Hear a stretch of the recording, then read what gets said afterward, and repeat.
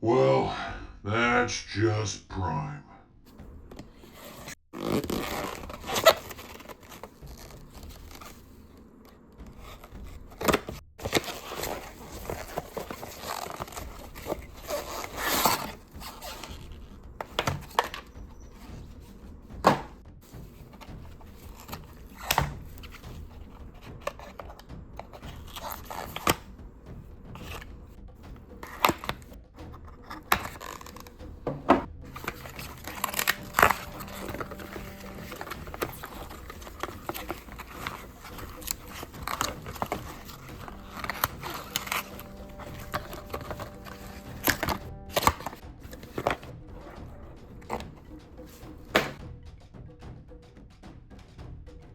This plastic is just as good as core glass, if not better. He feels really solid too. I thought he was gonna be hollow like some of the other authentic figures have been. Very hollow, very low class. The head flipping action in there. Very simplistic figure, but honestly, this is exactly what I wanted out of Optimus Primal. $7 figure. Fantastic. Look how simple the instructions are.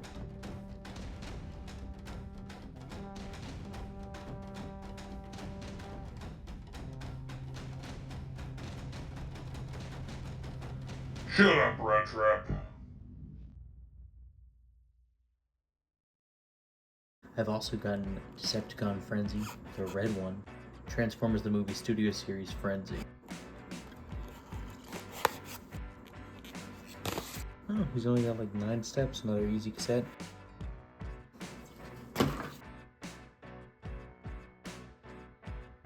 Really wanted to open a figure.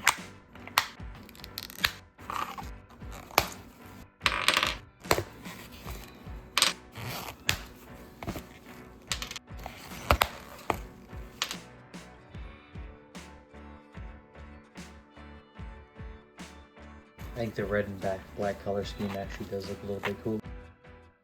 Alright, another Maximal today, Cheetor from Beast Machines. Beast Machines, it's basically like if Beast Wars was more futuristic and sucked more. Get it open now. Feeling a little under the weather, just like the box. Again, that's 12 steps, not bad. For a Beast Machines Cheetor. From the Legacy United line. I mean, his body and most of the paint job looks decent. It's just those awful cartoony eyes there. Almost haunting. A lot of the modern ball joint articulation you'd expect with most of the figures, especially the core class ones. A lot of extra leg joints. And I'd say he's quite accurate, just, you know, if you watch Beast Machines, you'd know that, you know, accuracy isn't always a compliment. And he's got 2 little, I don't know, cheetah blades.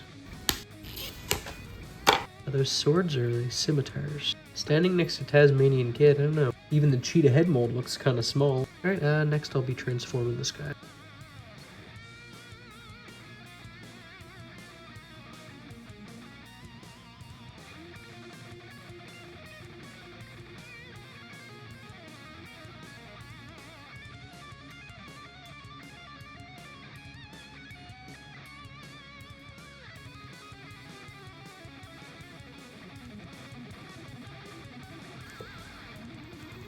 I had to lock it in, down to the legs, lock it in the green chest area, flip his head, pop the tail over the back. There's really not much to it. And after contorting him all around, it does seem like he is in cheetah mode. And yeah, like I said, he is tiny in comparison to the Tasmanian Kid here. This Cheetor really seems to fall into the cassette size. Optimus, maximize. I am transformed.